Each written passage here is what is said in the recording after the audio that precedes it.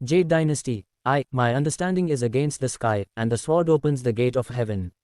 Chapter 21, Denner son bulur ve gokyuzuki olur, ben kilik yolunen en tepesindeki zervein. जैसे ही शब्द मेरे मुंह से निकले, वैंजियनी ने अपने हाथ में पकड़ी स्वॉर्ड धीरे धीरे ऊपर उठाए। उनकी आंखें चमक रही थीं, उनकी नज़रों में एक बेहद तीखी स्वॉर्ड इंटेंट भरी थी जिसका सामना करना नामुमकिन था। वैंजियनी ने हाथ से स्वॉर्ड सील बनाया और धीमी आवाज़ में ये शब्द कहे, आकाश और पृथ्वी की न्यायपूर्ण ऊर्जा अनंत काल तक विशाल और स्थायी है। हमारा लक्ष्य अमरों को मारना नहीं, बल्कि राक्षसों और देवताओं का वध करना है। स्लेइंग डीमंस एंड गॉड्स का असली अर्थ प्रकट हुआ। हालांकि वास्तविक स्वॉर्ड इंटेंट अभी तक नहीं उतरी थी, क्योंकि वैंजियनी इसे बहुत धीरे कर रहे थे। वह विशेष रूप से चाहते थे कि जी चैंगफेंग इसे साफ तौर पर देख सके कि उस स्वॉर्ड का प्रहार कैसे किया गया। वैंजियनी जब अपनी स्वॉर्ड इंटेंट तैयार कर रहे थे तो उन्होंने जी चैंगफेंग की ओर हल्की मुस्कान के साथ देखते हुए कहा, बेटे, कैसा लगा ये स्वॉर्ड? तुम्हारी डुअल वील्डिंग ग्रीन स्नेक स्वॉर्ड की तुलना में कैसी है? जी चैंगफेंग ने हल्की मुस्कान के साथ कहा, अद्भुत।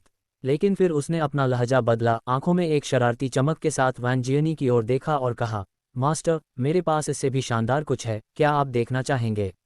ऐसा है क्या? वैंजियनी की आंखें हल्की सी चमकीं। उनके दिल में अनजाने में एक उम्मीद जागी, स्वॉर्ड इंटेंट की खोज और पाथ ऑफ द स्वॉर्ड के प्रति उनकी लालसा। हा, चलो देखते हैं, दिखाओ कि कौन ज्यादा शानदार है। वैंजियनी ठहाका मारकर हंसे। जी चैंगफेंग मुस्कुराया और सिर हिलाते हुए कहा, मास्टर, ये शिष्य अपनी विनम्रता दिखाएगा। जैसे ही शब्द मुंह से निकले, जी चैंगफेंग के चेहरे के भाव तुरंत गंभीर हो गए। बूम! उसका ऑरा थोड़ा पीछे हटा और फिर अचानक फूट पड़ा। ये ग्रीन स्नेक स्वॉर्ड इंटेंट से पूरी तरह अलग स्वॉर्ड इंटेंट थी। ये स्लेइंग डीमंस एंड गॉड्स के वास्तविक अर्थ से कुछ हद तक मिलती जुलती थी, उतनी ही अधिक, लेकिन और भी अधिक दुर्गम। मानो एक ही स्वॉर्ड से वह आकाश को चीर कर निकल सकता हो। एक ही स्वॉर्ड से सारी जंजीरें तोड़ दे। जी चैंगफेंग ने धीरे से सांस छोड़ी, उसकी आंखें साफ हो गईं और एक अत्यंत उज्ज्वल स्वॉर्ड इंटेंट चारों ओर फैल गई। समुद्र समाप्त हो रहा है, आकाश तट बन रहा है, स्वॉर्ड पाथ के शिखर पर मैं ही सर्वोच्च हूँ। जी चैंगफेंग ने हल्का सा एक कदम आगे बढ़ाया। क्या वे शानदार दिखने के मामले में मुकाबला कर रहे हैं? दिखावटी शब्दों में मुकाबला कर रहे हैं? माफ करना, सीनियर, अब आप बूढ़े हो गए हैं। ये हमारी युवा पीढ़ी का युग है, मेरा यानी जी चैंगफेंग का युग। मास्टर, इस स्वॉर्ड पर ध्यान दें। जी चैंगफेंग धीरे से मुस्कुराया। फिर उसने अपनी स्वॉर्ड उठाए और उसे नीचे गिरा दिया। झंकार! एक ही पल में आंखों को चुंधिया देने वाली स्वॉर्ड इंटेंट फूट पड़ी और एक दुर्गम वास्तविक अर्थ ने वैंजियनी पर जोरदार हमला किया। उसी समय एक स्पष्ट आवाज गूंजी, यह मेरी स्वॉर्ड है, जो हेवनली गेट खोल सकती है। ग्रैंपा, कैसे हैं आप? वैंजियनी की आंखें अचानक चमक उठीं। उनके शरीर का ऑरा बढ़ गया और लंबे समय से उनके भीतर संचित स्लेइंग डीमंस एंड गॉड्स जादू का असली अर्थ अचानक प्रकट हुआ। गड़गड़ाहट! दो दुर्गम स्वॉर्ड इंटेंट आपस में टकराईं। जी चैंगफेंग और वैंजियनी के हाथों में जो कली यानी स्वॉर्ड थी, वे टुकड़े टुकड़े होकर धूल बन गईं। उन्होंने अपना काम पूरा कर दिया था। शिखर पर एक मुकाबला। अब ये दो साधारण लकड़ी की टहनियों के बस की बात नहीं थी, भले ही उन्होंने किसी जादुई शक्ति का उपयोग नहीं किया था। हा, अद्भुत, बहुत ताजगी भरा। वैंजियनी हंसे, उनकी आंखें आग की तरह जल रही थीं जब उन्होंने जी चैंगफेंग को देखा। उनकी आवाज में थोड़ी उत्सुकता थी। बच्चे, अभी हमने जो स्वॉर्ड देखी, उसका नाम क्या था? जी चैंगफेंग ने धीरे से मुस्कुराते हुए कहा, sword opens the gate of heaven. Sword opens the gate of heaven. वैंजियनी मन ही मन बुदबुदाए।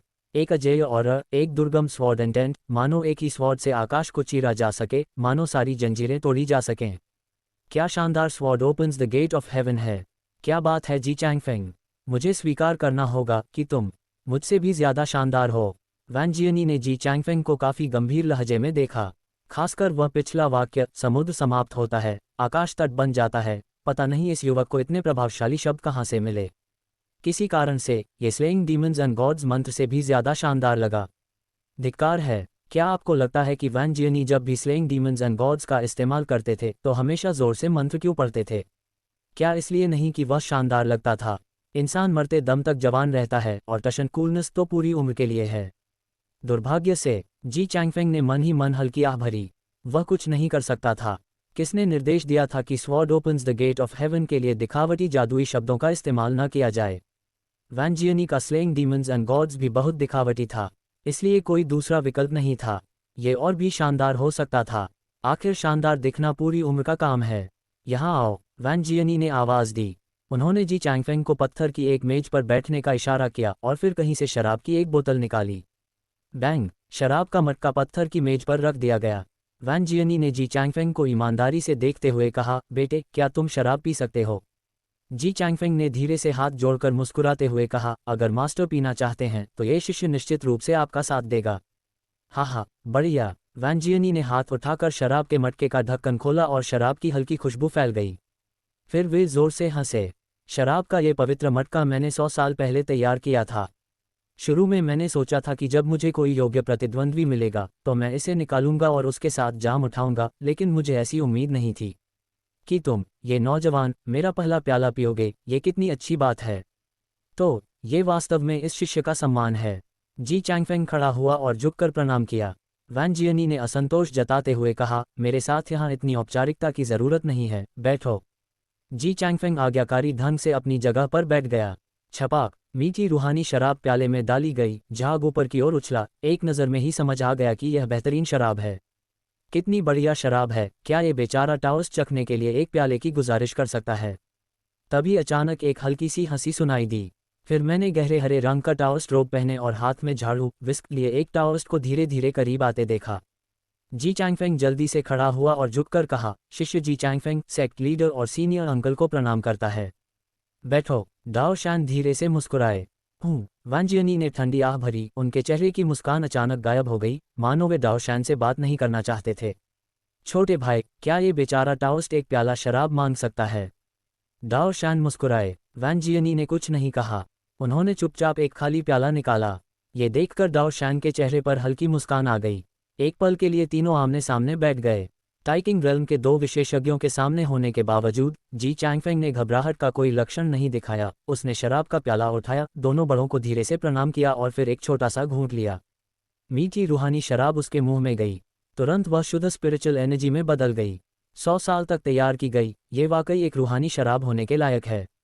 दाओ शान ने एक घूंट लिया और तारीफ करते हुए कहा, छोटे भाई, मैं 100 साल से तुम्हारी इस स्पिरिचुअल वाइन की हसरत रख रहा था और आखिरकार मेरी इच्छा पूरी हुई। वैन जियनी ने फिर से ठंडी आह भरी। उन्हें तो ये भी शक हुआ कि दाओ शान ने जी चैंगफेंग को यहाँ खास तौर पर इसलिए तो नहीं बुलाया ताकि शराब का एक घूंट मांग सकें। एक प्याला रूहानी शराब पीने के बाद जी चैंगफेंग वहाँ और नहीं रुका। वह खड़ा हुआ और दाओ शान और दूसरे की ओर हाथ जोड़ते हुए कहा, sect leader, master, senior uncle, ये शिष्य अब विदा लेगा। वह जानता था कि दाओ शान और दूसरों को शायद कुछ बात करनी है, इसलिए वह वहां रहकर दखल नहीं देना चाहता था। दाओ शान मुस्कुराए और सिर हिलाया। वैन जियनी ने जी चैंगफेंग को तीखी नज़रों से देखते हुए कहा, बेटे, अगली बार जब तुम आओगे तो मैं देखूंगा कि तुम्हारी ताकत कितनी बड़ी है। जी चैंगफेंग धीरे से मुस्कुराया, जरूर, मैं मास्टर को निराश नहीं करूंगा। बातचीत के बाद वह बिना किसी हिचकिचाहट के मुड़ा और चला गया। दाओ शान ने जी चैंगफेंग को जाते हुए देखा और गहरे विचारों में डूब गए। तब वैन जियनी ने मजाक उड़ाते हुए कहा, क्या क्या तुम डर रहे हो कि यह बच्चा, तुम्हारा शिष्य, तुमसे सेक्ट लीडर का पद छीन लेगा? दाओ शान ने सिर हिलाया, छोटे भाई, मैं तुमसे अभी भी कुछ नहीं छिपा पा रहा हूं। वैन जियनी ने बेपरवाही से कहा, सेक्ट लीडर का पद काबिल व्यक्ति का होता है। वैसे भी वे सब किंगयून के शिष्य हैं, इससे क्या फर्क पड़ता है कि पद किसके पास जाता है? सही है, दाओ शान ने धीरे से सिर हिलाते हुए कहा, हालांकि सेक्ट लीडर का पद केवल मुख्य शाखा में ब्रांच का हो सकता है। अन्य पीक्स और शाखाएं। वैन जियनी ने कोई जवाब नहीं दिया। वे अपने हाथ की रूहानी शराब पीते रहे। तभी दाओ शान ने वैन जियनी की ओर देखते हुए मुस्कुराकर कहा, तो छोटे भाई, तुम उसे अपना शिष्य क्यों नहीं बना लेते? जब तक वैन जियनी ने जी चैंगफेंग को अपने साथ रखा तो क्या जी चैंगफेंग मुख्य शाखा का शिष्य नहीं बन जाएगा? क्या उसने पहले ही टियन बुई को अपना मास्टर स्वीकार नहीं कर लिया है? वैन जियनी ने धीरे से सिर हिलाया। अगर उसने टियन बुई को अपना गुरु मान लिया है तो क्या वह तुम्हें अपना गुरु नहीं मान सकता? दाओ शान ने तर्क दिया। अपनी बात पूरी करने के बाद उन्होंने फिर से धीरे से सिर हिलाया और कहा, अगर तुम मुझसे पूछो तो टियन बुई से ज्यादा तुम उसके मास्टर बनने के लायक हो। ये सुनकर वैन जियनी ने बोलना शुरू किया। वह कुछ कहना चाहते थे, लेकिन फिर अचानक उन्हें सुरु की याद आई। वैन जियनी के चेहरे के भाव काले पड़ गए। धिक्कार है, उन्होंने जी चैंगफेंग को अपने साथ लेने का मन बना लिया था। अगर उस मोटे टियन बुई को कोई एतराज़ है तो उसे आकर मुझसे मिलने दो। Z dynasty, my understanding is against the sky, and the sword opens the gate of heaven. Chapter 22, साओमियाओ को यूनियन गसगी। दाओ शान सोकटा। वैन जियनी के शांत चेहरे को देखकर दाओ शान अनचाहे में ही मुस्कुरा दिए। उन्हें पता था कि वैन जियनी का मन डोल गया है। आखिर जब इतना बेहतरीन शिष्य सामने हो तो किसका मन नहीं डोलेगा? दाओ शान ने धीरे से सिर हिलाया। अगर सीओ यकाई न होता तो वे सचमुच जी चैंगफेंग को अपने साथ लेना चाहते। यकाई, अपने गुरु को दोष मत देना। तुम्हारा गुरु भी किंगयून सेक्ट की भलाई के लिए ही यह सब कर रहा है। दाओ शान ने अपने मन में सोचा, अगर उन्होंने वाकई जी चैंगफेंग को अपना शिष्य बना लिया और भविष्य में सेक्ट लीडर का पद उसे सौंप दिया तो इसमें कोई शक नहीं था कि सीओ यकाई और जी चैंगफेंग के बीच विवाद पैदा हो जाता। बेशक असली समस्या यह नहीं थी। असली समस्या ये थी कि जी चैंगफेंग पहले ही टियन बुई का शिष्य बन चुका था, इसलिए अगर दाओ शान उसे अपना शिष्य बनाना चाहते तो उनके पास कोई ठोस बहाना नहीं था। लेकिन वैन जियनी की बात अलग थी। अगर वह जी चैंगफेंग को अपना शिष्य बनाना चाहते तो क्या टियन बुई को कोई एतराज़ होता? क्या टियन बुई एतराज़ करने की हिम्मत भी कर पाता? बिल्कुल नहीं। आखिरकार टियन बुई को उस समय की बार्बेरियन डेजर्ट यात्रा से बहुत फ़ायदा हुआ था। वैन जियनी को पूरी तरह से उनका गुरु माना जा सकता था। सूरू के साथ उनके संबंधों की बात तो छोड़ ही दीजिए। वैन जियनी सूरू को पसंद करते थे, यह उस समय पूरे किंगयून सेक्ट में जग जाहिर था। लेकिन गोल मटोल टियन बुई ने उन्हें हासिल कर लिया। ये पूरी तरह से सूरू की अपनी पसंद थी। लेकिन जो भी हो, सूरू की बात हटा दें तो भी टियन बुई हमेशा वैन जियनी का ऋणी था, इससे इनकार नहीं किया जा सकता था। आखिर टियन बुई की आज की उपलब्धियां वैन जियनी के मार्गदर्शन की बदौलत ही थीं। इसलिए अगर वैन जियनी जी चैंगफेंग को अपना शिष्य बनाना चाहते तो टियन बुई को निश्चित रूप से कोई आपत्ति नहीं होती। वह अपनी राय देने की हिम्मत भी नहीं करता। इसी सोच के साथ दाओ शान की नज़र वैन जियनी पर टिकी और उन्होंने उनके कंधे को धीरे से थपथपाते हुए कहा, छोटे भाई, इस बारे में अच्छी तरह सोच लो। इतने प्रतिभाशाली व्यक्ति का मिलना दुर्लभ और कठिन है। वैन जियनी ने बिना एक शब्द कहे चुपचाप अपने प्याले की रूहानी शराब पी ली। दाओ शान ने सिर हिलाया, अपनी विस्क को धीरे से हिलाया और फिर उठकर एंसेस्ट्रल टेम्पल से चले गए। दाओ शान जैसे ही एंसेस्ट्रल टेम्पल के छोटे रास्ते से बाहर निकले, उन्होंने कुछ ही दूरी पर जी चैंगफेंग को देखा। उनकी आंखों में पल भर के लिए हैरानी आई।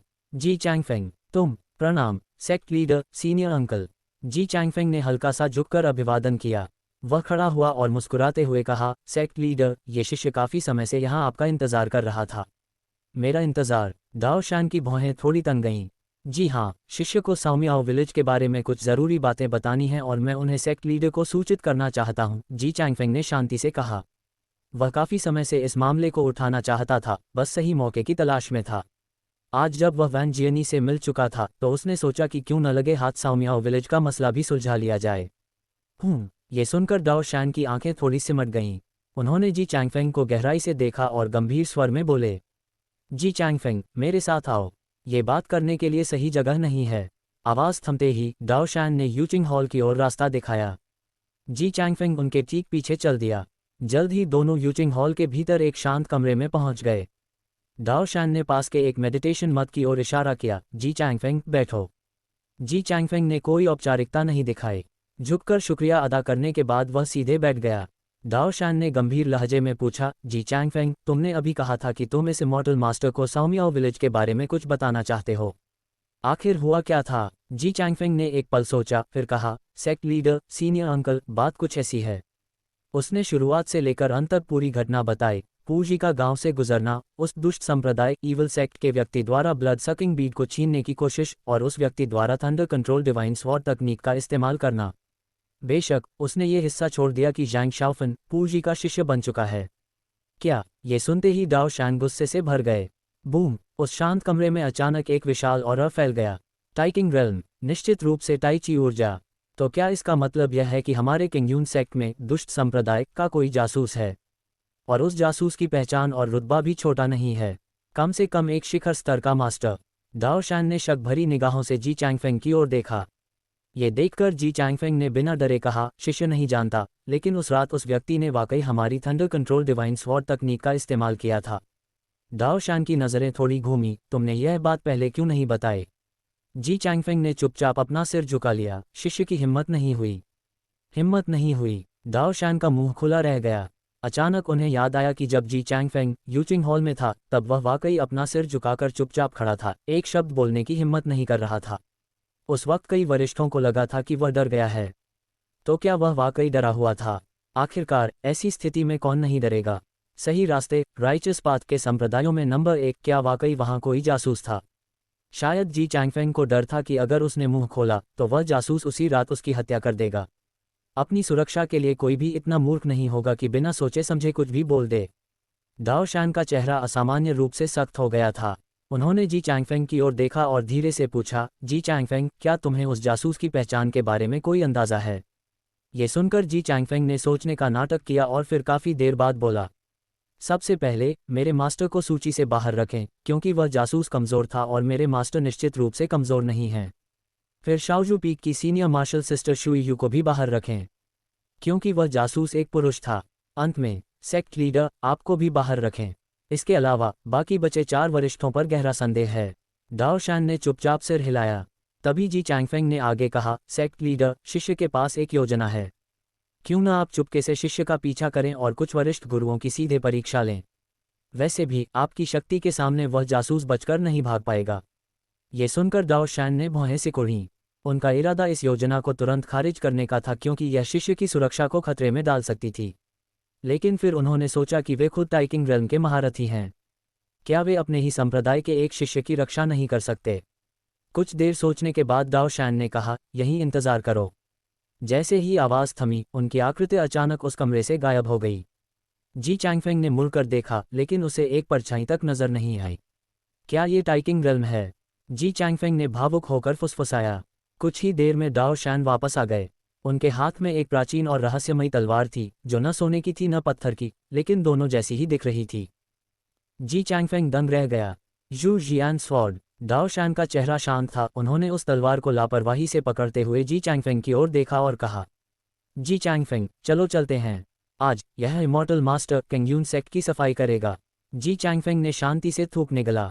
वह खड़ा हुआ और झुककर पूछा, सेक्ट लीडर, सबसे पहले हमें किस गुरु की परीक्षा लेनी चाहिए?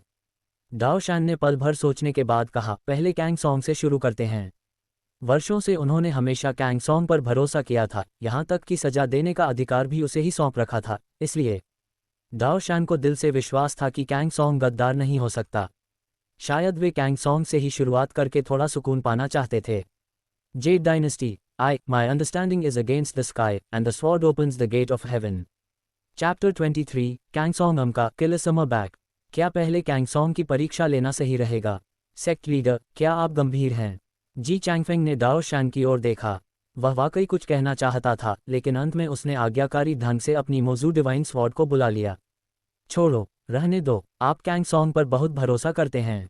मैं आपको मना नहीं कर पाऊंगा, है ना? तो फिर कैंग सॉन्ग को ही आपको सच्चाई दिखाने दें। शू, तलवार की रोशनी की चमक के साथ जी चैंगफेंग सीधे लोंगशो पीक की ओर उड़ चला। यू जियान स्वॉर्ड थामे डाओ शैन परछाइयों में छिप गए और लगातार जी चैंगफेंग का पीछा करने लगे। उन्हें विश्वास नहीं हो रहा था कि टाइकिंग के उस्ताद और जू जियान स्वॉर्ड के स्वामी होते हुए भी वे अपने शिष्य की रक्षा नहीं कर पाएंगे। दोनों लोंगशो पीक पहुंच गए, एक खुले में और दूसरा गुप्त रूप से। वहां कौन है? लोंगशो पीक के एक शिष्य ने दूर से जी चैंगफेंग को आते देखा और तुरंत चिल्लाया। जी चैंगफेंग ने अपनी मौजूद डिवाइन स्वॉर्ड को किनारे रखा और हाथ जोड़कर प्रणाम किया। डाजू पीक का जी चैंगफेंग इस सीनियर ब्रदर का अभिवादन करता है। ये कहते हुए उसने पहचान के तौर पर ताइची शैंकिंग डाओ की ऊर्जा का थोड़ा सा हिस्सा प्रकट किया। डाजू पीक, जी चैंगफेंग। लोंगशो पीक के शिष्य ने उसे थोड़ी हैरानी से देखा। नाम सुना सुना सा लगा, पर उसने ज्यादा गौर नहीं किया। छोटे भाई, तुम्हें लोंगशो पीक पर कौन लाया है? उसने पूछा। जी चैंगफेंग के मुंह से झूठ बड़ी आसानी से निकला, सेक्ट लीडर के आदेश पर मैं कैंग सॉन्ग अंकल का अभिवादन करने आया हूँ। क्या आप मुझे उनसे मिलवा सकते हैं? ये सुनते ही उस शिष्य का लहजा सम्मानजनक हो गया। उसे इस बात पर कोई संदेह नहीं हुआ कि डाजू पीक के शिष्य को सेक्ट लीडर ने यहाँ क्यों भेजा है। आखिर किंगयून सेक्ट में गुरुओं का बहुत सम्मान होता था और कोई भी सेक्ट लीडर के आदेश का झूठा नाम लेने की हिम्मत नहीं करता था। वह शिष्य तुरंत अपने गुरु कैंग सॉन्ग को खबर देने गया। जब वह वापस आया तो उसकी आंखों में जी चैंगफेंग के लिए गहरा आश्चर्य था। उसे याद आ गया था कि यह वही प्रतिभाशाली लड़का है जिसने एक ही रात में यूचिंग की पहली परत हासिल कर ली थी। क्या ये वही नहीं है जो लिन जिंगयू के साथ आया था? अभी आधा साल भी नहीं हुआ और यह चौथी परत तक पहुंच गया और तलवार पर उड़ भी सकता है। उस शिष्य का सिर चकरा गया। लिन जिंगयू की प्रतिभा के बावजूद वह अभी दूसरी परत से नीचे था। छोटे भाई जी, गुरुजी तुम्हें बुला रहे हैं। जी चैंगफेंग शांति से अंदर गया। उसके सामने एक भव्य टाओस्ट एक बड़ी चट्टान पर बैठा था। उसकी गोद में एक चमकता हुआ दिव्य अस्त्र था, जो पन्ने जैसा हरा था, जिस पर ड्रैगन की आकृति बनी थी। Dragon slaying sword. Kang song अपनी तलवार को पुरानी यादों और आंखों में गुस्से की चमक के साथ देख रहे थे। जैसे ही उन्होंने जी चैंगफेंग को देखा, वे एक पल के लिए ठिठक गए। बहुत समानता है। कैंग सॉन्ग ने उसे खाली नजरों से देखा। सफ़ेद पोशाक, शांत चेहरा और आंखों में वह चमक। उसे अपने एक मृत दोस्त की याद आ गई। लेकिन जैसे ही उसकी नज़र जी चैंगफेंग की गोद में रखी मोजू डिवाइन स्वॉर्ड पर पड़ी, उनका चेहरा बर्फ की तरह ठंडा हो गया। तुमने कहा कि तुम सेक्ट लीडर के आदेश पर आए हो। आखिर वे मुझसे क्या बात करना चाहते हैं? कैंग सॉन्ग की तीखी नज़रें उस पर गड़ गईं। जी चैंगफेंग बिल्कुल नहीं डरा। आखिर सेक्ट लीडर खुद जू जियान स्वॉर्ड लेकर उसके पीछे जो खड़े थे। शिष्य जी चैंगफेंग, अंकल कैंग सॉन्ग को प्रणाम करता है। मैं यहाँ साओमियाओ विलेज के मामले पर हुई प्रगति के बारे में जानने आया हूँ। कैंग सॉन्ग ने शांति से सिर हिलाया। उस मामले में अब तक कोई सुराग नहीं मिला है। जी चैंगफेंग थोड़ा मुस्कुराया। मेरे पास कुछ सुराग हैं। क्या आपको दिलचस्पी होगी? उस रात दुष्ट संप्रदाय के एक व्यक्ति ने हमारी थंडर कंट्रोल डिवाइन स्वॉर्ड तकनीक का इस्तेमाल किया था। उसने अपनी बात पूरी भी नहीं की थी कि कैंग सॉन्ग ने उसे टोक दिया। असंभव। ये पूरी तरह असंभव है। अंकल कैंग सॉन्ग, आप इतने परेशान क्यों हैं? कहीं आप ही तो वह दुष्ट संप्रदाय के जासूस नहीं? शू, कैंग सॉन्ग की आंखों में कातिलाना चमक उठी। क्या तुमने मुझे पहचान लिया? अब नाटक करने की जरूरत नहीं थी। कैंग सॉन्ग ने देखा कि जी चैंगफेंग मुस्कुरा रहा है। उसे सच पता चल चुका है। चुपचाप उसे मार देना ही बेहतर था। आखिर यहाँ और कोई नहीं था और सेक्ट लीडर उन पर अटूट भरोसा करते थे। पहले तो मैं बस अंदाजा लगा रहा था, पर मुझे उम्मीद नहीं थी कि आप सच में गद्दार निकलेंगे, जी चैंगफेंग ने सिर हिलाते हुए कहा। कैंग सॉन्ग का मुंह गुस्से से फड़क उठा। उसने हाथ लहराया और उसके हाथ में एक खून से सना झंडा आ गया, पॉइजनस ब्लड बैनर। जी चैंगफेंग ने बिना किसी डर के अपनी मोजू डिवाइन स्वॉर्ड म्यान से निकाल ली। अंकल कैंग सॉन्ग, मैंने आज एक नई तलवार तकनीक सीखी है, कृपया उसे देखें। जी चैंगफेंग के शरीर से एक शक्तिशाली ऊर्जा निकली। स्लेइंग डीमंस एंड गॉड्स के लिए ड्रैगन स्लेइंग स्वॉर्ड की ज़रूरत नहीं है, उसके लिए ज़रूरत है तो बस एक अजेय इरादे और र की। उसने अपनी तलवार उठाई और धीमी आवाज़ में बोला, आकाश और पृथ्वी की न्यायपूर्ण ऊर्जा अनंत काल तक स्थायी है। मेरा लक्ष्य अमरों को मारना नहीं, बल्कि राक्षसों और देवताओं का वध करना है। ये सुनते ही कैंग सॉन्ग के होश उड़ गए। नोट: अगली बार और भी रोमांचक मोड़ आने वाले हैं। Z dynasty, my understanding is against the sky, and the sword opens the gate of heaven. Chapter 24, Liaquat Yolula Keferet. Sitani Tarikati Tek Hamlede Yok Eden. वज़ुल्दामक वज़वज़ाहट, पॉइजनस ब्लड बैनर ने हवा में खून की एक लहर पैदा कर दी। कैंग सॉन्ग दाओस्ट, जी चैंगफेंग को कुचलकर मार देने ही वाले थे कि उन्होंने देखा कि युवक ने अपने हाथ से एक स्वॉर्ड सील बनाया है और वह एक ऐसी जादुई तकनीक का मंत्र पढ़ रहा है जो उनके कानों के लिए बेहद परिचित थी। हमारा लक्ष्य अमरों को मारना नहीं, बल्कि राक्षसों और देवताओं का वध करना है। ये साफ और बुलंद आवाज़ कैंग सॉन्ग के कानों में गूंजी। उस पल वह पूरी तरह से स्तब्ध रह गया। शू, पॉइजनस ब्लड बैनर उसके हाथ से छूटकर ज़मीन पर गिर पड़ा। कैंग सॉन्ग ने खाली नज़रों से जी चैंगफेंग को देखा। उस पल उसके दिमाग में बसी एक पुरानी छवि धीरे धीरे इस युवक के साथ मिलने लगी। कैंग सॉन्ग लड़खड़ाया और उसकी आंखों से आंसू बहने लगे। वह कांपते हाथों से युवक की ओर बढ़ा। स्लेइंग डीमंस एंड गॉड्स, क्या ये वाकई वही तकनीक है? सीनियर ब्रदर वैन, जी चैंगफेंग के चेहरे के भाव नहीं बदले। एक बार स्लेइंग डीमंस एंड गॉड्स तकनीक शुरू हो जाए तो पीछे हटने का रास्ता नहीं होता, क्योंकि इसका अधिक और पीछे हटने की इजाज़त नहीं देता। झंझनाहट, तलवार की एक तेज रोशनी चमकी और अजेय स्वॉर्ड इंटेंट अचानक फूट पड़ी। अर्धचंद्राकार स्वॉर्ड ची सीधे कैंग सॉन्ग की ओर बढ़ी। तभी मौत के एहसास ने कैंग सॉन्ग को वर्तमान में खींच लिया। वह अपने गम से बाहर आया और फुर्ती से ज़मीन से अपना पॉइजनस ब्लड बैनर उठाया। वज़ुल्दामक, खून की एक लहर फैली। उसकी शैंकिंग रिल्म की शक्ति पूरी तरह से प्रकट हुई और उसने जी चैंगफेंग के हमले को बेअसर कर दिया। इसके तुरंत बाद कैंग सॉन्ग ने उस अपवित्र झंडे को वापस ज़मीन पर फेंक दिया और कांपती आंखों से जी चैंगफेंग को देखा। जी चैंगफेंग, तुम्हें ये स्लेइंग डीमंस एंड गॉड्स कहाँ से मिली? वह अभी भी जिंदा है ना? सीनियर ब्रदर वैन अभी भी जिंदा हैं। जी चैंगफेंग शांत रहा। उसने बेरुखी से कहा, अंकल कैंग सॉन्ग, ये शिष्य नहीं समझ पा रहा कि आप किस बारे में बात कर रहे हैं। हालांकि आप खुद जाकर सेक्ट लीडर से पूछ सकते हैं। जैसे ही ये शब्द मुंह से निकले, कैंग सॉन्ग का शरीर पत्थर जैसा हो गया। उसे अपने पीछे से एक बेहद भारी और उदास नज़र महसूस हुई। उसने धीरे से पीछे मुड़कर देखा। दाओ शैन हाथ में जू जियान स्वॉर्ड लिए उसे देख रहे थे। उनकी आंखों में दबा हुआ भयानक गुस्सा साफ झलक रहा था। कैंग सॉन्ग, क्या तुम्हें अंदाज़ा भी है कि तुम क्या कर रहे हो? दाओ शैन की भारी आवाज़ में कड़वा सवाल था। कैंग सॉन्ग ने मुंह खोला, कुछ कहना चाहा, लेकिन उसका सारा ध्यान बस उसी तकनीक पर था। भैया वैन कहाँ हैं? वह मरे नहीं हैं, है ना? वह एक बच्चे की तरह दाओ शैन के सामने गिड़गिड़ाने लगा। दाओ शैन ने अपना गुस्सा दबाते हुए उसे डांटा, क्या तुम्हें अभी भी याद है कि मैं तुम्हारा बड़ा भाई हूँ? उनकी जू जियान स्वॉर्ड पकड़े हुए दाहिना हाथ हल्का सा कांप रहा था। अगर यह कैंग सॉन्ग न होता तो वे अब तक संप्रदाय की सफाई के लिए तलवार चला चुके होते। Ancestral temple Tongshan peak. Cang Song पागलों की तरह एंसेस्ट्रल टेम्पल पहुंचा। वहां उसने एक एक बांह वाले बूढ़े को झाड़ू पकड़े देखा।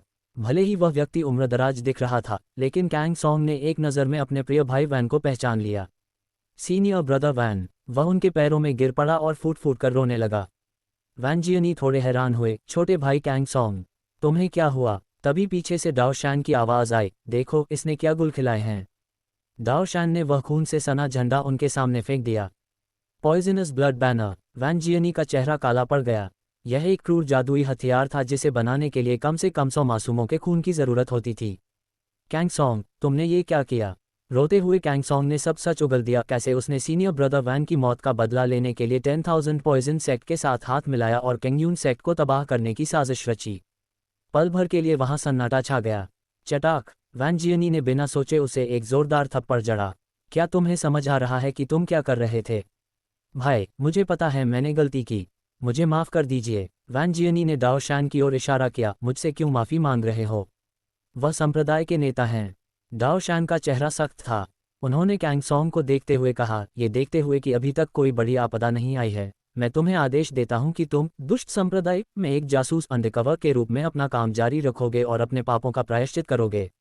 मौत की सज़ा तो माफ़ की जा सकती है, पर सज़ा तो मिलेगी।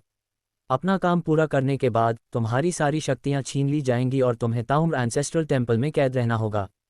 क्या तुम्हें मंजूर है? कैंग सॉन्ग ने सिर झुकाया, मुझे मंजूर है।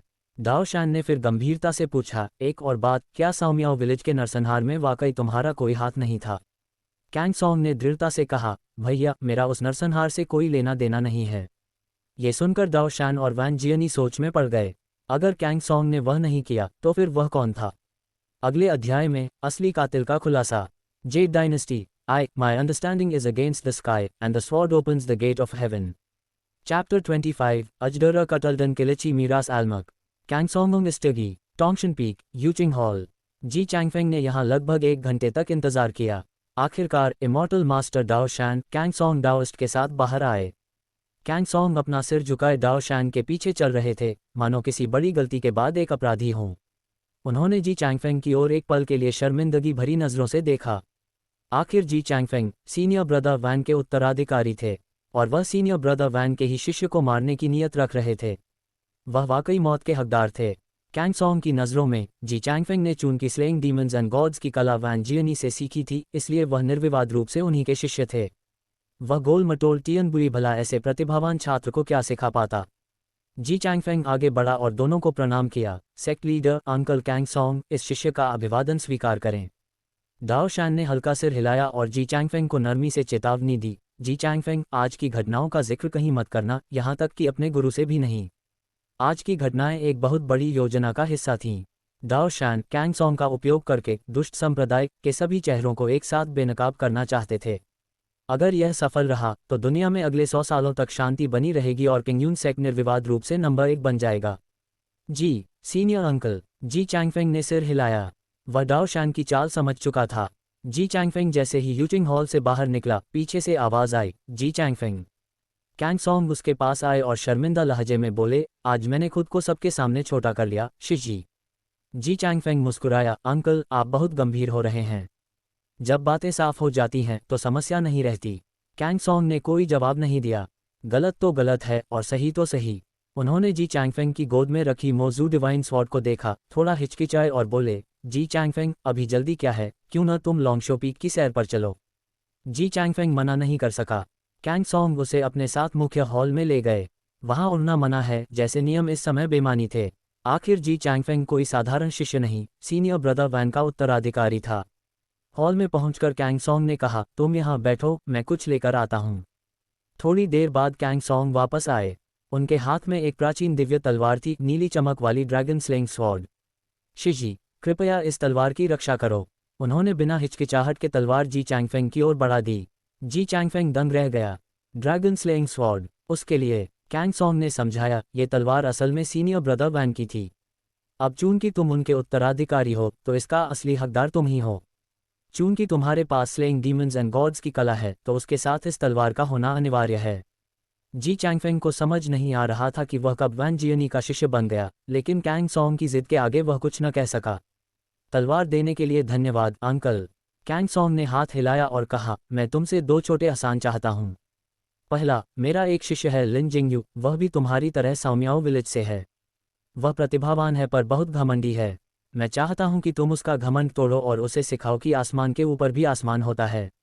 दूसरा, मैं चाहता हूं कि कुछ साल बाद होने वाले 7 पीक्स टूर्नामेंट में तुम इसी ड्रैगन स्लेइंग स्वॉर्ड का इस्तेमाल करके पहले नंबर पर आओ, ठीक वैसे ही जैसे सीनियर ब्रदर वैन अपने समय में आए थे। ये कहते हुए कैंग सॉन्ग फिर से पुरानी यादों में खो गए। जी चैंगफेंग ने महसूस किया कि कैंग सॉन्ग वाकई वैन जियनी के सबसे बड़े प्रशंसक थे। अंकल, आप निश्चिंत रहें। 4 साल बाद टूर्नामेंट में मैं इसी तलवार के साथ पहले स्थान पर जरूर आऊंगा। कल्पना कीजिए, टूर्नामेंट के दौरान जब जी चैंगफेंग के हाथ में ड्रैगन स्लेइंग स्वॉर्ड होगी और वह स्लेइंग डीमंस एंड गॉड्स तकनीक का प्रदर्शन करेगा तो पूरे किंग यून सेक्ट का क्या हाल होगा। नोट, अपडेट्स हर रात मिलते रहेंगे। कहानी से जुड़े रहें। Z dynasty, my understanding is against the sky, and the sword opens the gate of heaven. Chapter 26, Unstoppable Dragon Slaying Sword Strike. 10,000 swords unite to slay gods and ghosts. जी चैंगफेंग के चेहरे पर एक हल्की मुस्कान थी। आत्मविश्वास, एक अलग अंदाज, एक युवक का जोश और एक पुराने दोस्त की बेमिसाल शालीनता, ये सभी गुण उनमें साफ झलक रहे थे। कैंग सॉन्ग जानते थे, ये केवल एक जीनियस के लिए ही बना था। यह एक अद्वितीय प्रतिभाशाली व्यक्ति का व्यक्तिगत बैकग्राउंड म्यूजिक था। इस विचार के साथ कैंग सॉन्ग अनजाने में यादों में खो गए। बड़े भाई वैन, आह! उन्होंने मन ही मन एक ठंडी आह भरी। लेकिन शुक्र है, सीनियर ब्रदर वैन मरे नहीं थे। भविष्य उज्ज्वल दिख रहा था। इमॉर्टल मास्टर कैंग सॉन्ग के चेहरे पर एक हल्की मुस्कान आ गई। उन्होंने धीरे धीरे काले होते आसमान की ओर देखा और जी चैंगफेंग से नर्म आवाज में कहा, जी चैंगफेंग, देर हो रही है। तुम्हें जल्दी करनी चाहिए, वरना वह फैटी टियन बहुत चिंतित हो जाएगा। जी चैंगफेंग आज पूरे दिन टोंगशन पीक और लोंगशो पीक के बीच आते जाते रहे थे और लगभग 5-6 घंटों से कड़ी मेहनत कर रहे थे। अब तक आसमान पूरी तरह काला हो चुका था। जी, अंकल कैंग सॉन्ग, जी चैंगफेंग ने हल्का झुककर कहा, तो फिर मैं अब वापस चलता हूँ। जहाँ तक कैंग सॉन्ग द्वारा फैटी टियन कहने की बात थी, उन्होंने इसे अनसुना कर दिया। जाओ। इमॉर्टल मास्टर कैंग सॉन्ग ने हाथ हिलाया। जी चैंगफेंग मुड़े और लोंगशो पीक के महल से बाहर निकल गए। रात होने के कारण वह रास्ते में शिष्यों को ठीक से देख नहीं पाए। जब वह लोंगशो पीक की तलहटी में पहुंचे, जी चैंगफेंग ने तुरंत अपनी मौजूद डिवाइन स्वॉर्ड को बुलाया और तलवार पर सवार होकर दाजू पीक की ओर उड़ चले। जब जी चैंगफेंग दाजू पीक वापस लौटे तो काफी देर हो चुकी थी। जैसे ही उन्होंने शॉजिंग हॉल में कदम रखा, सबका ध्यान तुरंत उनकी ओर गया। टियन बुई और सू रू ने जैसे ही देखा कि जी चैंगफेंग लौट आए हैं, दोनों ने राहत की सांस ली। हे जी चैंगफेंग, आज तुम कहाँ थे? तुमने हम सबको इतनी देर इंतजार करवाया। छोटी लिंग ने कमर पर हाथ रखकर गुस्से में कहा। जी चैंगफेंग का इंतजार करते करते उसे जोरों की भूख लगी थी और खाना कई बार गर्म किया जा चुका था। जी चैंगफेंग ने ठंडे होते खाने की ओर देखा और समझ गए कि टियन बुई और बाकी सब उनका इंतजार कर रहे थे। उन्होंने टियन लिंग की बात पर ध्यान न देते हुए ऊपर बैठे टियन बुई और सूरू की ओर झुककर कहा, गुरुजी और गुरुमाता, आपको इंतजार करवाने के लिए क्षमा चाहता हूँ। टियन बुई ने धीरे से सिर हिलाया। सूरू ने चिंता से पूछा, जी चैंगफेंग, सेक्ट लीडर ने क्या किया? इमॉर्टल मास्टर ने तुम्हें टोंगशन पीक क्यों बुलाया था और इतनी देर बाद क्यों लौटे? जी चैंगफेंग ने संक्षिप्त में उत्तर दिया, गुरुमाता, ये साओमियाओ विलेज से जुड़े कुछ मामले थे। साओमियाओ विलेज? ये सुनते ही हॉल में मौजूद हर किसी के चेहरे का भाव बदल गया। टियन लिंगा कुछ कहना चाहती थी, पर उस गांव का नाम सुनते ही वह झिझकी और चुप हो गई। कोने से एक आवाज आई। ज़ैंग शाओफन वहां खड़ा था, उसके चेहरे पर कोई भाव नहीं था और उसकी आंखें जी चैंगफेंग पर टिकी थीं। सातवें भाई, क्या सेक्ट लीडर या किसी सीनियर अंकल ने कुछ कहा?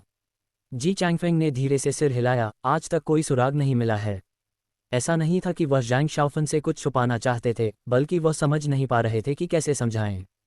वह ये तो नहीं कह सकते थे कि तुम्हारे पूरे परिवार को मारने वाला तुम्हारा अपना गुरु मोंग पूजी था। ठीक है, अब खाना खाओ, टियन बुई धीरे से बोले। ये सुनकर सब चुप हो गए और अपने कटोरे और चॉपस्टिक्स उठाकर खाने लगे। जैसे ही उन्होंने खाना शुरू किया, सब हैरान रह गए। टियन बुई ने आश्चर्य से पूछा, छठे शिष्य, क्या आज तुमने खाना बनाया है? डू बिशु ने एक अजीब मुस्कान के साथ कहा, गुरुजी, आज का खाना छोटे भाई ने बनाया है। सबकी नज़रें कोने में बैठे ज़ैंग शाओफन पर टिक गईं। ज़ैंग शाओफन घबरा गया, गुरुजी, क्या ये स्वादिष्ट नहीं है? जी चैंगफेंग ने मुस्कुराते हुए उसके कंधे पर हाथ रखा और कहा, शाओफन, तुम्हारा बनाया खाना सीनियर डू से कहीं ज्यादा बेहतर है। सू रू ने भी मुस्कुराते हुए कहा, वाकई, शाओफन का खाना बिशु के खाने से कहीं अधिक स्वादिष्ट है। ये सुनकर ज़ैंग शाओफन के चेहरे पर मुस्कान खिल गई। तभी टियनलिंगर ने अचानक चौंकते हुए कहा, जी चैंगफेंग, तुम्हारे पास ये 2 तलवारें कब से आ गईं? सबकी नज़रें जी चैंगफेंग के पास रखी 2 तलवारों पर टिक गईं। सूरू को याद था कि उनके पास सिर्फ एक मौजू डिवाइन स्वॉर्ड थी। फिर ये दूसरी कौन सी थी? वह उसे बहुत जानी पहचानी लगी। टियन बुई की आंखें सिकुड़ गईं। उन्होंने एक नज़र में पहचान लिया। ड्रैगन स्लेइंग स्वॉर्ड टियन बुई के मुंह से अचानक निकला। दोनों तुरंत खड़े होकर जी चैंगफेंग के पास पहुंचे। टियन बुई ने कांपते हाथों से तलवार उठाए और उसे म्यान से बाहर निकाला। एक नीली रोशनी हॉल में चमक उठी। ये वाकई 9 हेवंस का दिव्य हथियार था। ड्रैगन स्लेइंग स्वॉर्ड, बिना डरे और बिना झुके, देवताओं और राक्षसों का वध करने वाली, जहां 10,000 तलवारें एक में समा जाती हैं। सूरू ने हैरान होकर पूछा, जी चैंगफेंग, तुम्हें ये कहाँ से मिली? जी चैंगफेंग ने ईमानदारी से जवाब दिया, गुरुमाता, यह मुझे अंकल कैंगसोंग ने दी है। उन्होंने कहा कि यह मुझ पर ज्यादा जचती है। फिर उन्होंने मासूमियत से पूछा, क्यों? क्या ये बहुत कीमती है? सूरू कुछ कह न सकी। कीमती? ये तो सीनियर ब्रदर वैन की निजी तलवार थी। टियन बुई भी सोच में पड़ गए कि कैंगसोंग जैसा व्यक्ति, जो इस तलवार को किसी को छूने तक नहीं देता था, उसने इसे इतनी आसानी से क्यों दे दिया। फिर उन्हें जी चैंगफेंग की बात याद आई, ये तुम पर जचती है। टियन बुई समझ गए कि शायद कैंगसोंग को भी जी चैंगफेंग में सीनियर ब्रदर वैन की छवि दिखाई दी होगी। उन्होंने चैन की सांस ली और शांत होकर कहा, खाना जारी रखो। यद्यपि सब जिज्ञासु थे, पर गुरु के आदेश पर सब चुपचाप खाने लगे। Z dynasty, my understanding is against the sky, and the sword opens the gate of heaven. Chapter 27, 5-year period is up. Dragon King, welcome back to your throne. रात के खाने के बाद सभी शिष्य आराम करने के लिए अपने छोटे आंगन में वापस चले गए। सूरू टियनलिंगर को सुलाने के लिए उसके कमरे में ले गईं। इसके बाद वह शॉजिंग हॉल के पिछले आंगन में आई और कमरे में टियन बुई के साथ बातचीत करने लगीं। बुई, जी चैंगफेंग के हाथ में जो ड्रैगन स्लेइंग स्वॉर्ड है। सूरू की आवाज़ में थोड़ी हैरानी थी। वह अभी भी समझ नहीं पा रही थी कि डाओस्ट कैंगसोंग ने ड्रैगन स्लेइंग स्वॉर्ड जी चैंगफेंग को क्यों दे दी। एक लंबी आह भरते हुए टियन बुई ने धीरे से एक ठंडी सांस ली। वह खिड़की की ओर बड़े और तारों से भरे रात के आकाश को देखते हुए कहा, छोटी बहन, क्या तुम्हें लगता है कि हमारा 7वां शिष्य सीनियर भाई वैन जैसा दिखता है? ये शब्द सुनते ही सूरू का कोमल शरीर कांप उठा। उनके मन में ड्रैगन स्लेइंग स्वॉर्ड के उस पुराने और ऊर्जावान स्वामी की छवि उभर आई। वह जी चैंगफेंग से कितनी मिलती जुलती थी।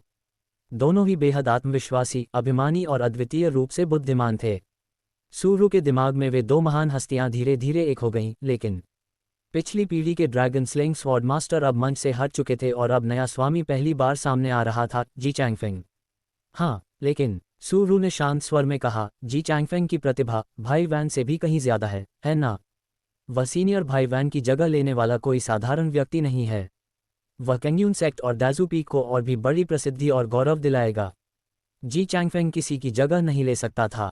एक दिन जब लोग ड्रैगन स्लेइंग स्वॉर्ड और स्लेइंग घोस्ट्स एंड गॉड्स के बारे में सोचेंगे, तो उनके दिमाग में आने वाला पहला नाम वैन जियनी नहीं, बल्कि जी चैंगफेंग होगा। सूरू को इस पर पूरा भरोसा था, क्योंकि जब से उन्होंने शाओजू पीक पर जी चैंगफेंग को हेवेंस स्वॉर्ड का उपयोग करके हेवेंस गेट खोलते देखा था, वह एक बात समझ गई थी। ये युग जी चैंगफेंग का युग है। दूसरी तरफ छोटे आंगन में हल्की हवा चल रही थी। चांदनी की कोमलता दुनिया को चांदी की चादर की तरह ढके हुए थी। जी चैंगफेंग बिस्तर पर पालथी मारकर बैठे थे। उनकी गोद में 2 दिव्य तलवारें रखी थीं, इंग स्नो और ड्रैगन स्लेइंग स्वॉर्ड। तलवारों से एक हल्की स्वॉर्ड इंटेंट निकल रही थी, जो धीरे धीरे उनकी दिव्यता को बढ़ा रही थी। जी चैंगफेंग पूरी तरह से अपनी साधना कल्टिवेशन में लीन थे। यूचिंग का 5वां स्तर। वह अभी भी खुद को बहुत कमजोर मान रहे थे, इसलिए उन्होंने और अभ्यास किया और देखते ही देखते शैंकिंग रेल्म में प्रवेश कर गए। साधना करते हुए 4 साल पलक झपकते ही बीत गए। 4 साल बाद दाजू पीक की ताइजी केव में जी चैंगफेंग एक पिल फर्नेस के सामने बैठे थे। तभी पत्थर का दरवाज़ा धीरे से खुला और एक सुंदर लड़की अंदर आई। वह टियनलिंगर थी। हे जी चैंगफेंग, पूरा दिन इस गुफा में रहने में क्या मज़ा आता है, उसने शिकायत की। वह अब एक सुंदर युवती बन चुकी थी। उसके साथ जैंग शाओफन भी था। जी चैंगफेंग ने खाना खाते हुए पूछा, जैंग शाओफन, तुम्हारी प्रगति कैसी चल रही है? क्या तुम जेड क्लैरिटी के 6ठे स्तर पर पहुंच गए? अभी नहीं, पर करीब हूँ, जैंग शाओफन ने अपना सिर खुजलाते हुए कहा। जी चैंगफेंग के मार्गदर्शन की वजह से उसने केवल 3 वर्षों में यूचिंग का 5वां स्तर हासिल कर लिया था, जिससे दाजू पीक के सभी लोग हैरान थे। खाना खत्म करने के बाद जी चैंगफेंग ने अपनी भट्टी से कुछ डिंगयान पिल्स निकालीं। ये दवा सुंदरता और जवानी को बनाए रखने के लिए थी। वह धीरे धीरे ताइजी केव से बाहर निकले। उन्हें कैंगयून सेक्ट में शामिल हुए 5 साल हो चुके थे। अब जबकि 5 साल की अवधि पूरी हो चुकी थी तो ये दुनिया देखने का समय आ गया था। Jade dynasty. My understanding is against the sky and the sword opens the gate of heaven. Chapter 28 someone from Longshou peak.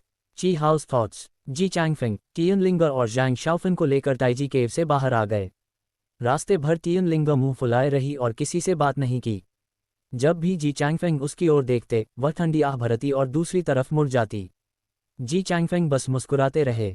सालों तक उन्होंने टियनलिंगर को एक बच्ची समझकर लाड़ प्यार दिया था, लेकिन अब वह बड़ी होकर एक युवती बन चुकी थी। अब वह उसके हर नखरे को बर्दाश्त नहीं कर सकते थे। जैंग शाओफन सबसे पीछे चल रहा था। उसने अपनी बड़ी बहन के गुस्से और जी चैंगफेंग की बेरुखी को देखा और अपना सिर खुजलाने लगा। उसे लगा कि उसकी बड़ी बहन शायद जी चैंगफेंग को पसंद करती है, इसलिए उसने अपनी भावनाओं को बहुत पहले ही छुपा लिया था। जब वे शॉजिंग हॉल पहुंचे तो डाजू पीक के सभी वरिष्ठ शिष्य वहां भोजन कर रहे थे। टियन बुई और सू रू भी वहीं मौजूद थे। जी चैंगफेंग, क्या तुम्हारी साधना पूरी हो गई? सू रू ने उसे देखते ही खुशी से पूछा। टियन बुई भी खुश थे, लेकिन उन्होंने इसे जाहिर नहीं किया। शिष्य जी चैंगफेंग, मास्टर और डुंजिया मार्शल आर्ट को प्रणाम करता है। जी चैंगफेंग ने झुककर अभिवादन किया। सू रू ने उत्सुकता से पूछा, तुम्हारी साधना अब किस स्तर पर है? 4 साल पहले वह यूचिंग के 5वें स्तर पर थे। सबको उम्मीद थी कि वह शायद 9वें स्तर पर होंगे या शायद शैंकिंग तक पहुंच गए होंगे। सबकी नज़रों का सामना करते हुए जी चैंगफेंग मुस्कुराए और बोले, मास्टर, 7 पीक्स टूर्नामेंट की पहली जीत अब डाजू पीक की ही होगी। ये सुनकर सब हैरान रह गए। असल में 4 साल की कड़ी मेहनत के बाद उनकी साधना शैंकिंग के पहले स्तर फर्स्ट लेयर तक पहुंच गई थी। उनकी युद्ध शक्ति अब पुरानी पीढ़ी के विशेषज्ञों के बराबर थी।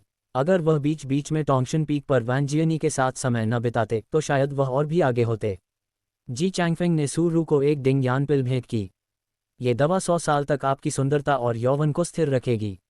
ये सुनकर सू रू की आंखें फटी रह गईं। किसी भी महिला साधक के लिए ये सबसे कीमती उपहार था। टियन लिंगर ने भी तुरंत एक गोली मांगी, भले ही वह पहले मना कर रही थी। तभी अचानक दूर से एक चमकती हुई तलवार की रोशनी दिखाई दी। कोई सीधे तलवार पर सवार होकर डाजू पीक के ऊपर उड़ता हुआ आ रहा था। टियन बुई का चेहरा गुस्से से काला पड़ गया।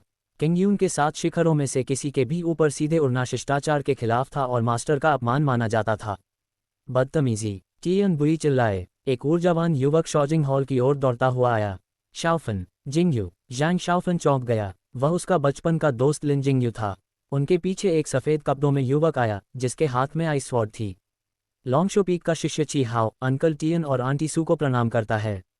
ची हाओ बहुत विनम्र बन रहा था, लेकिन टियन बुई और सू रू चुप रहे। जी चैंगफेंग तुरंत आगे बढ़े और लिन जिंगयू से शांत स्वर में पूछा, छोटे भाई लिन, क्या तुम्हें नहीं पता कि मुख्य शिखरों के ऊपर उड़ना मना है? जब लिन जिंगयू ने कहा कि उसे नहीं पता था तो जी चैंगफेंग की आंखें ठिठक गईं। उन्होंने ची हाओ की ओर देखा और ठंडे स्वर में कहा, सीनियर भाई ची हाओ, क्या आपने लिन को यह नियम नहीं सिखाया? या आपने जानबूझकर उसे गलती करने के लिए गाइड किया? ची हाओ का चेहरा थोड़ा सख्त हो गया। जी चैंगफेंग ने सीधे तौर पर संकेत दिया कि यह ची हाओ की कोई चाल थी। ये सुनते ही वहां मौजूद सभी के चेहरे के भाव बदल गए। Jade dynasty. My understanding is against the sky and the sword opens the gate of heaven. Chapter 29 those defeated by me are never considered my rivals. एक पल के लिए शॉजिंग हॉल के अंदर का माहौल और भी शांत हो गया। सॉन्ग डैरन और अन्य शिष्य ची हाओ को अजीब नज़रों से देखने लगे। उन्हें यकीन नहीं हो रहा था कि लॉन्गशो पीक का सीनियर भाई ऐसी घटिया चाल चल सकता है। लिन जिंगयू को गलत रास्ता दिखाना ताकि डाजू पीक के मास्टर उससे नफरत करने लगें। शायद ची हाओ को लिन जिंगयू की तेज प्रगति से खतरा महसूस हो रहा था।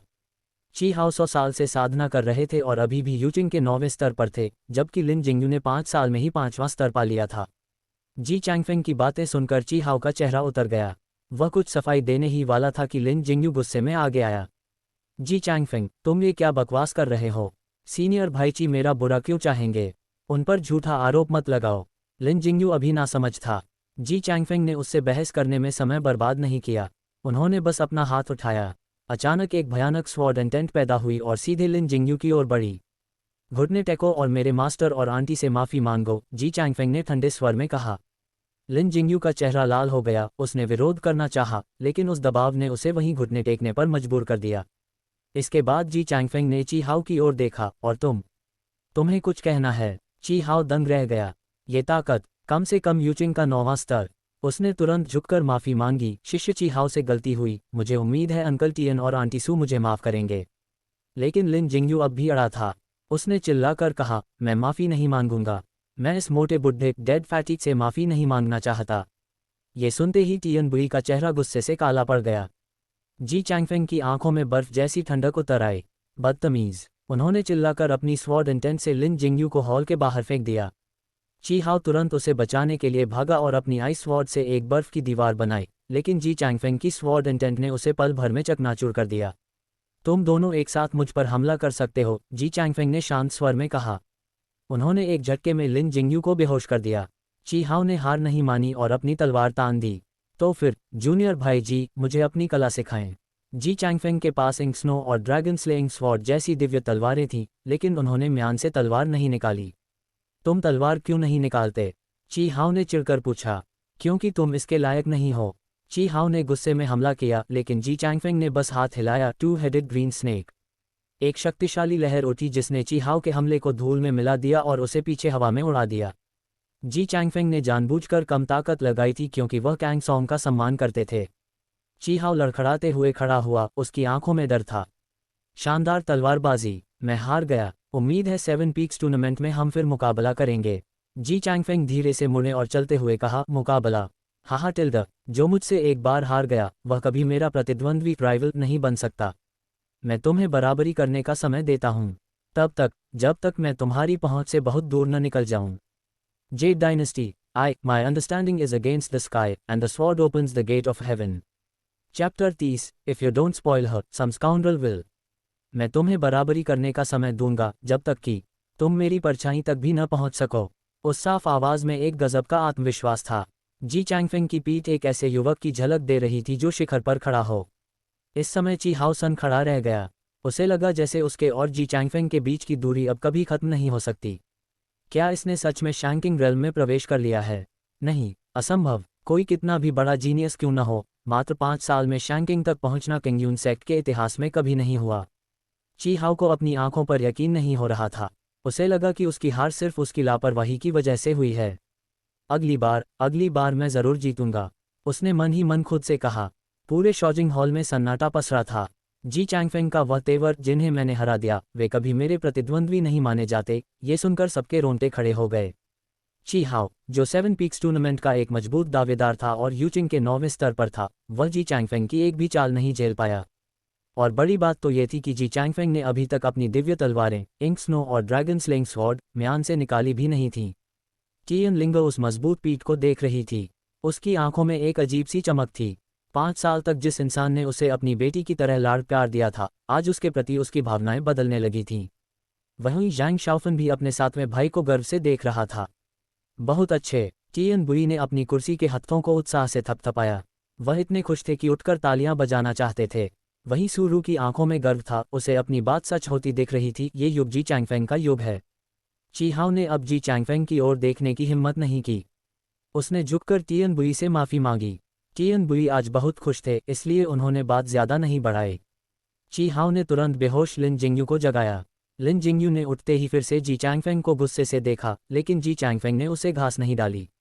ज़ैंग शाओफन उसे वहां से बाहर ले गया। अब हॉल में सिर्फ ची हाओ बचा था। वह थोड़ा असहज महसूस कर रहा था। तभी उसकी नज़र टियन लिंगा पर पड़ी। वह लगभग 16 साल की हो चुकी थी और बेहद खूबसूरत लग रही थी। क्या आप जूनियर बहन टियन लिंगा हैं? ची हाओ ने एक मुस्कुराहट के साथ पूछा। टियन लिंगा ने अपनी भौहें सिकोड़ लीं। उसे ची हाओ पसंद नहीं आया था। वह जी चैंगफेंग के पीछे छिप गई। मैंने सुना है कि किंगयून सेक्ट में आपकी साधना की बहुत चर्चा है। मैं लंबे समय से आपका प्रशंसक रहा हूँ, ची हाओ ने कहा। यह सुनकर सबके चेहरे के भाव बदल गए। ची हाओ 100 साल से ज्यादा का था और वह एक 16 साल की बच्ची से ऐसी बातें कर रहा था। टियन लिंगा ने चिढ़कर कहा, तुम बड़े अजीब इंसान हो। मैंने तो आज तक संप्रदाय में कोई युद्ध कौशल दिखाया ही नहीं, फिर तुम्हें कैसे पता कि मेरी साधना कैसी है? तुम बस झूठ बोल रहे हो। हॉल में सब मन ही मन हंसने लगे। अपनी बेइज्जती होते देख ची हाओ ने एक छोटा डिब्बा निकाला। मुझसे गलती हो गई। इस डिब्बे में एक क्लियर कूल पर्ल है। ये त्वचा को खूबसूरत बनाने के लिए बहुत कीमती है। मैं इसे माफ़ी के तौर पर आपको देना चाहता हूँ। सबकी नज़रें उस मोती पर टिक गईं, लेकिन टियन लिंगा को उस मोती में कोई दिलचस्पी नहीं थी। उसे तुरंत जी चैंगफेंग की बनाई डिंगयान पिल याद आ गई, जो 100 साल तक जवानी बनाए रखती थी। उसने ची हाओ को पूरी तरह नज़रअंदाज किया और जी चैंगफेंग का हाथ खींचते हुए लाड़ से कहा, हे जी चैंगफेंग, मुझे भी एक डिंगयान पिल दे दो ना प्लीज़ टिल्ड। जी चैंगफेंग ने लाचारी से उसकी ओर देखा। उन्होंने मन ही मन सोचा, चलो इसे लाड़ करना ही ठीक है। अगर मैं इसे लाड़ नहीं करूंगा तो बाहर कई ऐसे नीच लोग स्काउंड्रल्स पड़े हैं जो इसे फंसाने की कोशिश करेंगे।